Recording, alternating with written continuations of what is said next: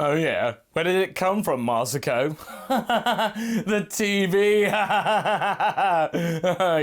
You're funny. Hey guys, MasakoX here. Yes, Dragon Ball did indeed come from the TV, as well as the manga shelves back in 1984, but we are not going to just be making very bad jokes at the expense of a 35-year-old property or anything. I mean, that would be crazy. No.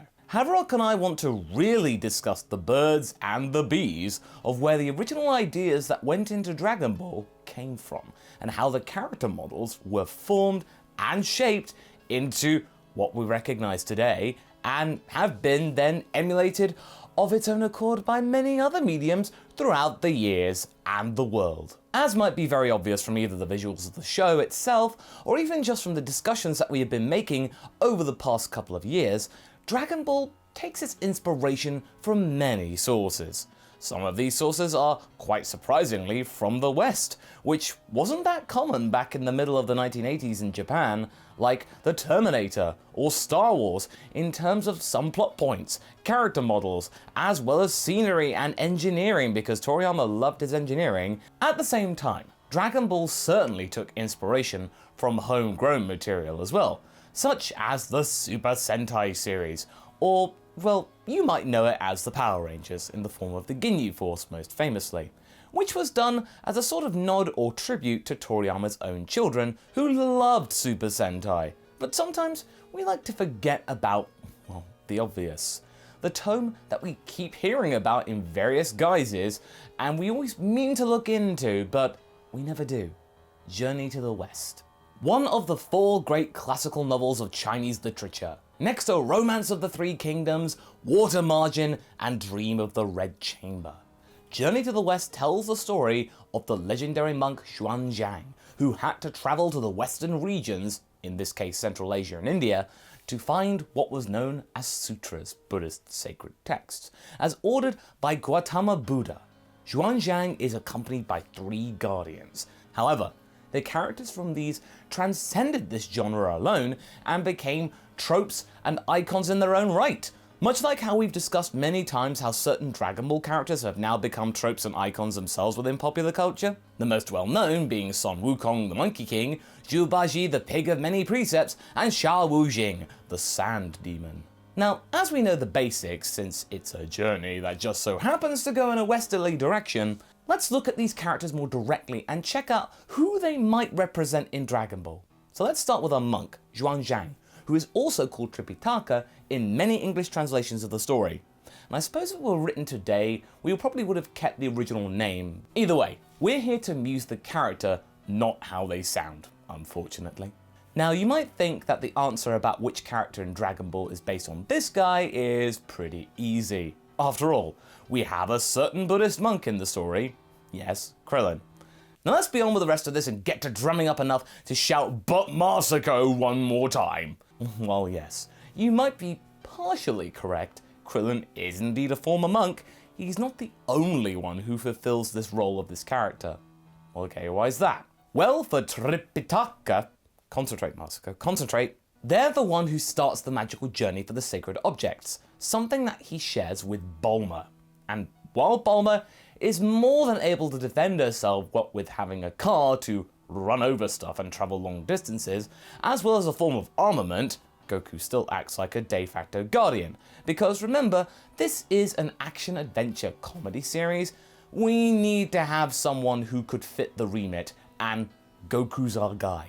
Goku is like Son Wukong in a way, one of Xuanzang's guardians. And yes, okay, that one is the one that many of you probably already know, or at least guessed based on various video games, who tend to translate Son Wukong sometimes as Goku. So after this notion, you may think to yourself that the fact of being a monk is the only thing that connects Tripitaka and Krillin. But there is one very important bit of imagery that we have yet to discuss or touch upon. You see, we didn't quite mention yet who is trying to stop our hero on their journey. Now, in the original story, various monsters and demons are trying to literally eat their flesh, showing up all the time, believing that doing so will grant them immortality. Now there's that immortality, Chestnut. something that is shared by most of the early bad guys all the way up to Frieza. They just want that gosh darn immortality.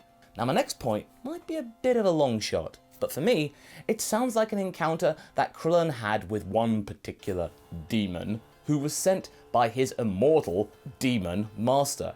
Might have had a very deep connection to the original source, much more than we thought. Now, maybe not a full direct parallel, but I think close enough for what we're dealing with here. Now let's go to the most well-known character, Sun Wukong, the Monkey King. Sun Wukong has appeared as himself in multiple games, series, and imagery for the longest time. Granted, those properties aren't always the most well-known, and his appearance does change slightly depending on artistic interpretation, but the basics are usually the same. He is a king of monkeys and has a partialness to combat. One of the legends that precedes him tells that Sun Wukong was born from a magic stone that sits atop the mountain of flowers and fruit. The stone developed a sort of magical womb, as it were, which opened one day to produce a stone egg about the size of a ball. No, that's not the Dragonball illusion, hear me out. When the wind blew on the egg, it turned into a stone monkey that could already crawl and walk. Wow, that's pretty gnarly. It was like some kind of golem figure, and it hadn't even been properly born yet in the traditional sense.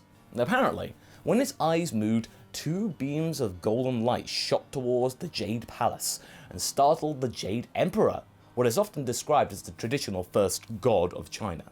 Apparently the light was fading over time and reducing in strength as the monkey ate and drank and became normal, which caused the Jade Emperor to relax a little more. It wasn't something to worry about, at least for now. And I think we're not the only ones here who could easily see some various obvious influences. A monkey that could already walk, born from a ball-shaped object, whose golden light power startles a powerful emperor, who decided to underestimate the character. Huh? Are you with me here? Okay, if you're not, I'm talking about how Goku was delivered to Earth in a spherical Saiyan pod, who then goes Super Saiyan later on in life, and is underestimated by the Galactic Emperor, Lord Frieza. On a personality level, Goku and Sun Wukong aren't all that similar, which is where people start to get a little unsure about the parallel. Sun Wukong easily and regularly befriends with regular monkeys, and by climbing a waterfall one time and taking part in a challenge, he becomes their king. Neat! However, this isn't just some sort of title or anything. It came with a few perks that came on later. He then becomes a powerful and influential demon. Now on top of all this, he then gets his golden base starved. Now I did make a video about it when we were talking about the power pole and where's it gone, that parallel's there, and defeats the dragons of the 4 seas, who gives the party a golden chainmail shirt, a phoenix feathered cap, and a pair of cloud walking boots, as well as the staff. He also forms a fraternity with various other demons, including the Bull Demon King, talking about the Ox King here, and of course the Princess Iron Fan. Later in the story, they basically fight over a banana leaf fan. Now if this brief summation sounds familiar, it's because, this particular fan or something similar appears in Dragon Ball to help with extinguishing the flames on the Fire Mountain. That's the Bansho fan, by the way, that Goku and Chi-Chi thought Roshi had, but, he kind of lost it.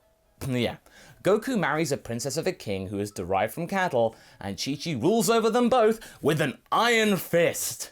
Man, Toriyama's really good at this commonality.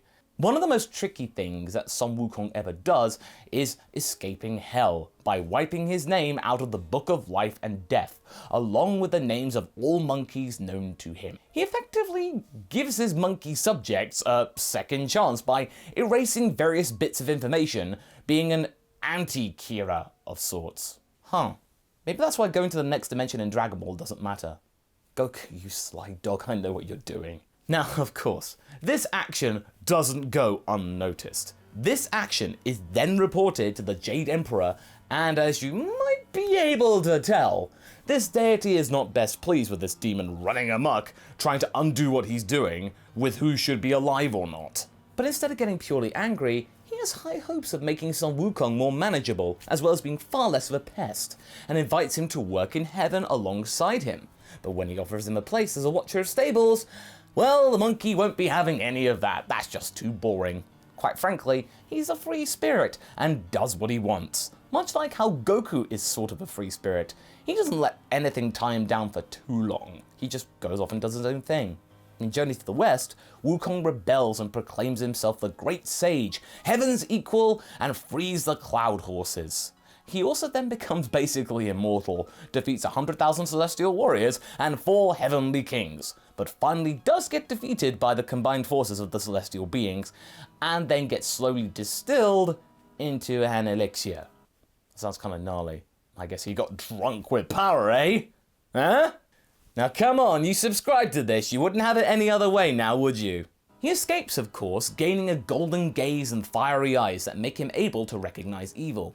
Sensing energy, that parallel. And in the end, Buddha seals him in his own palm that gets turned into a mountain and manages to hold him prisoner for 500 years. Now I mention all of this because it greatly mirrors Goku's troublesome nature for the various levels of gods and divine beings. That kind of comes up in Battle of Gods. His whole journey in ascending to being equal to gods is deeply rooted in Son Wukong's story. Goku, I'm talking about here. But still, our boy Goku is much less mischievous and power-hungry than Son Wukong, it must be said. In exchange for his freedom, Son Wukong agrees to serve Xuanzang and becomes his bodyguard. Now, during the journey, he learns about Buddhist virtues and achieves Buddhahood, becoming the victorious fighting Buddha for his service and strength. So have you ever wondered why Goku is going to such ridiculous lengths to attain greater levels of power? Well, that's why. But if you think about it, there is a character who is very close to Goku who does indeed exhibit all Son Wukong's traits that were excluded from Goku. It's Vegeta. Is it possible that the prince's development in Z was based upon the other, the worst half of the Monkey King?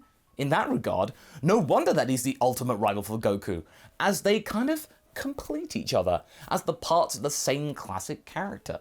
It even makes Vegeta the original Goku Black if you think about it that way. Of course, this is just speculation and a fun side note, but it felt too right to not mention it. Now the second bodyguard that helps our hero is Zhu Baji or Zhu Wang, also called Pigsy in English.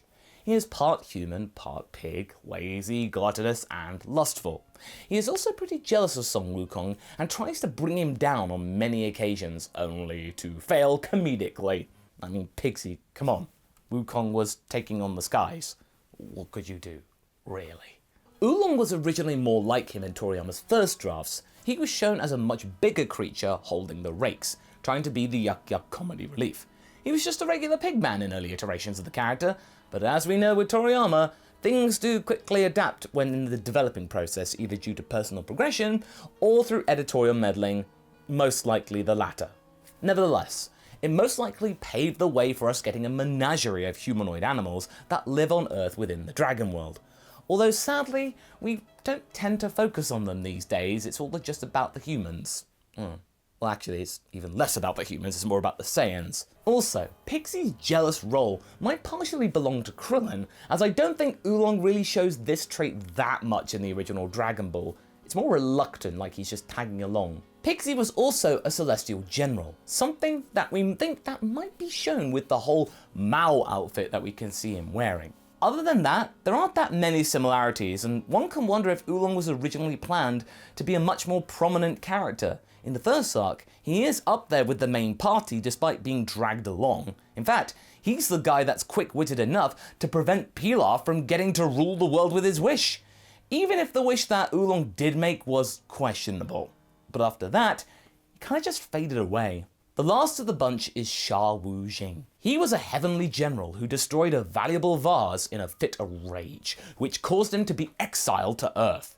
Now, some sources tell us that this was all just a big accident, which fits more to the character we usually associate Sha with, Yamcha. He also had to live in the river to avoid 7 flying swords that would hit him in the chest every single day, before flying off and then doing it again the next day. Yikes. That had to be a really important vase to get that kind of punishment. In the original story, he tends to look more like a grisly ogre, wearing a necklace made of skulls of monks. Not like some kind of surfer dude who just so happened to like not water, being in the desert. During his journeys with the rest of the heroes, he was changed into a sand priest, dressed in pilgrim's robes. Also, he was proven to be the most logical, loyal, and kind-hearted one out of the group. He was also the weakest of the 3. There's the parallel right there. Now, while we can see some of the similarities with Yamcha, one could argue that he also shares many traits with Piccolo Jr. After all, Toriyama decided to put his Sand Priest robes on him on the artwork we have shown you just now in the beginning. And technically, when he's helping out the Saiyans, Piccolo's much weaker than them, but he's still willing to help. Not to mention his kindness, logical mind, and loyalty. You see where I'm getting at here. Anyway, we hoped you liked this little journey with us, and as you can see, surprisingly, the inspirations of Journey to the West go much further than just the initial bit of the story, and all the character tropes and similarities actually kind of blur with many other characters. And we can see little tidbits of the source material. Who knows, maybe the 16th century novel still has some hints towards the future of Dragon Ball if we pass it further. Well, we'll have to wait and see. So what do you guys think? Do you feel a little more clued up as to the true origins of the original Dragon Ball arc? Are you indeed going to read the book Journey to the West or catch up with the audio version? Leave a comment below and let's get this discussion going. And I shall see you in the next video. Catch you later!